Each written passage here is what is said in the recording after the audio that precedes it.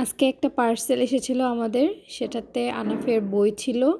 অনলাইনে তার বাবা অর্ডার করেছে, তো এখনও জানি না কি আছে ভেতরে। খুলে দেখা যাক কি আছে। বাচ্চাদের জন্য যেহেতু মেক করেছে, শেখার কিছুই থাকবে হয়তো। আনাফ একটু অসুস্থ ছিল, তবুও সে অনেক বেশি এক্সাইটেড ছিল তার নতুন বুক ওপেন করা হচ্ছে, কারণ এই প্রথম তার জন্য বই কেনা হচ্ছে। উপরের গেটআপটা তো দেখে আমার কাছে ভালোই লাগছে। এখানে দুইটা রাইটিং বুক রয়েছে দেখা যাচ্ছে, লিখে আবার সেটা মুছেও ফেলা যাবে। বাচ্চা মানুষ যেহেতু, এটা তার জন্য সুবিধাই হবে মনে হচ্ছে। আর সাথে এটা হচ্ছে একটা রেকর্ডেড বুক। এটার জন্য আনাফ খুবই এক্সাইটেড ছিল অনলাইনে যখন দেখেছে। এখানে টাচ করলে পড়াগুলো একটা ভয়েসের মাধ্যমে আসে।